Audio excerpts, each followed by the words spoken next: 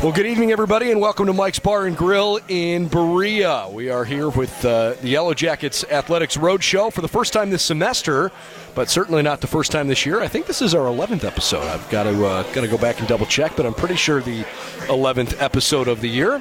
I'm Brendan Gulick, and we're going to jump right in right away with our men's volleyball coach, Kyle Mars, who's got practice coming up here in just a little bit. Oh, yeah. Some technical difficulties streaming it live here this evening, but we will post this after the fact because we definitely want to have a chance to get a chance to talk to you and get a feel for the team and the season that has, I guess, already started, but not long ago. Yep. So we can still kind of do a bit of a season preview. But in the meantime, thanks for spending some time with us. We appreciate it. Thanks for having me, man. Absolutely. Let's talk about the first couple matches. I mean, you guys started the season with some heavy hitters right off the bat. Obviously, Juniata in particular is a really, really good team. Give us your impressions of the way things have gone so far. Yeah, so I thought it's been really good. Although we've had some losses, I think our guys are getting a lot better. We've shown that we can play with some of those teams that are ranked in the top 15.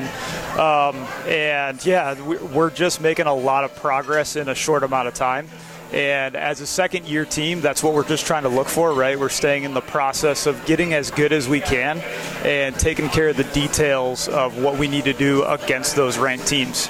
So, yeah, man, it's been a great start. We have a great group of guys, and they've been working their butts off. So I have to imagine that I know you've been around the sport for a while, and you know, both as a player and a coach, there's a rhythm to how things go. But considering everything we've been through the last 2 years, to try and start a program and then have a pause and then try to figure out how to make it work and then jump back into what you hope is going to be a normal season, I'm sure this has offered some unique challenges for you. Yeah, it's been kind of nerve-wracking, especially when we had that shutdown in March of 2020. We didn't have a team yet. So when that happened, there was a lot of question marks. We had a class of 12 at that point that was coming in. But it was like, yeah, these guys got shut down from their high school season, so they came in the next fall and hadn't played volleyball for 6 months. So we had to hit the ground running with just trying to get as many reps as we possibly could. But I'll tell you what, in our first year last year, the way our guys handled it was fantastic. They had to wear a mask while they played and everything of that nature.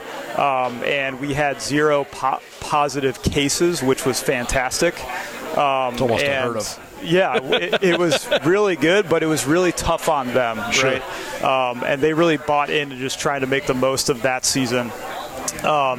So it was good. We did get a total of 16 games in, I'm pretty sure, from last year, and we really let our conference know who we are and what we're capable of. And now for this year, it's really truly our first full type of season. So we had a full preseason and stuff of that nature, and it was really good. So, yeah. How do you measure progress when you've got what feels probably like a bunch of moving targets and you're just trying to keep stacking days on top of each other to keep building something? Yeah. What are the ways that you have measured progress to know that, hey, I know, you know, the pandemic side of the impact here may be lessening, but we are growing as a team? Yeah, so I think the first and foremost thing is we're really trying to get our guys ownership of this team. So what we've done is we've given them certain aspects that we want them to take control of. For instance, what do we want to do with our food and stuff like that? What do we want to do when it comes to showing up early for the bus? Things of that nature, so they can really own what kind of culture we are going to have. I think the second thing is stats. We want to take care of what is our hitting percentage. We want to track that from month to month and make sure we are trending in the right direction. We really want to focus on serve and pass. That's the biggest part of our game at the men's level is we have to be able to serve tough and keep our offense in system. So we've been doing a lot of work on that front in terms of tracking our passing stats and our serving stats. So there's a number of things, and we can tell right now our offense is getting faster, our defense is getting a lot better, we're starting to get our hands on a lot more balls, and that's been great. And right now we're just looking to close the gaps as much as possible when it comes to first and second contacts. And we're getting close in that realm. Once we can start to turn over some more points in transition, that's when we're going to start to see some gaps in the score and really start to take the lead on teams. So how much did you see from Dominican and from Juniata this weekend in terms of like a measuring stick, those teams, they're nationally ranked for a reason, they're experienced. Did your guys come away from those matches and saying like, hey, we're close in this area or that area, but that's what it looks like to be doing it really well? Yes, and we did exactly get to see that. And that was the point of going out there was, hey, we're going to get to see exactly what is it going to take to maybe get to that top 20 to top 25 tier. And I think what we saw is we can serve and pass just as well as those teams right now. If you look at the stats of the ace and air type of ratios with those games, we were right there. I think where we have a little bit of a gap is just turning a few points in transition. We're not as clean yet as those type of teams, and those guys are fifth-year and fourth-year guys that are just bigger and hit harder. They hit the ball way harder than we do. So that's something that we have to continue to make gains as, 19-year-old guys. We just have to make sure we're getting in the weight room and continue to hit the ball harder. So that was probably the biggest gap that we saw. So how about from a recruiting perspective and just, generally the challenges that you've bumped into in trying to build a program that, you can't rely on history and tradition and all the things that sometimes you like to sell. Yeah.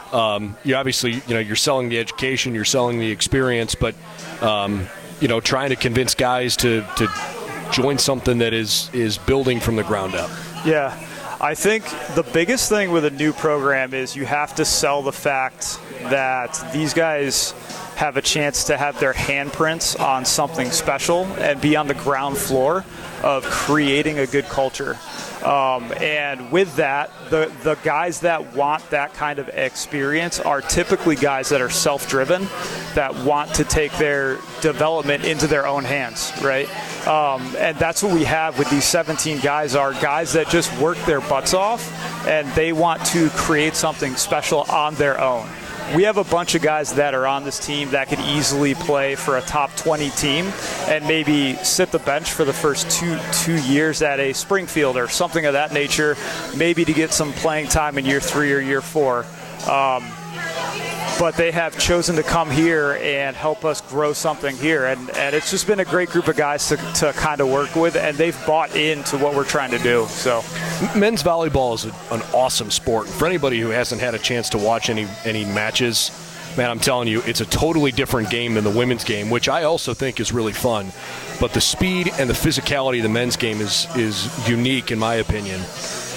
As someone coaching at the Division III level, how would you characterize the differences that you see in high-level D3 guys compared to what you might see at Long Beach State, UC Santa Barbara, Ohio State, USC, UCLA, etc.? Yeah, that's a fantastic question. The biggest difference that I see from the D1 level to the higher level of D3 is the height above the net at which guys play.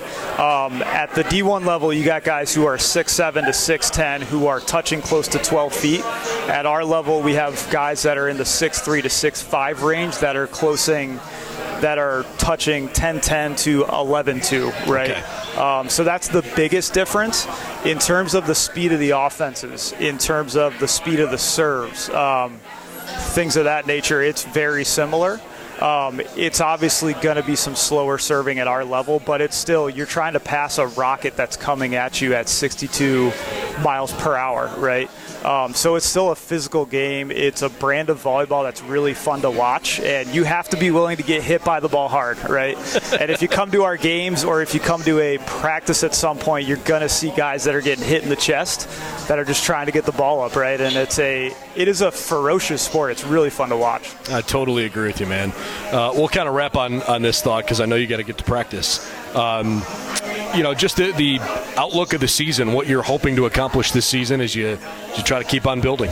Yeah, we have our sights set on making the conference tournament playoff, and we feel like if we can make that top 4, anything can happen.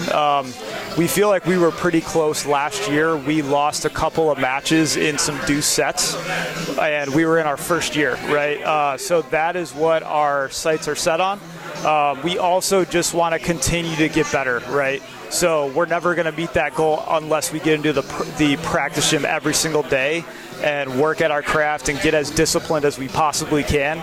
So these guys are just laser focused on, it doesn't matter what happened on Saturday, we got to get back in here, we got to get better. So, yeah. Well, wishing you a successful and a healthy season.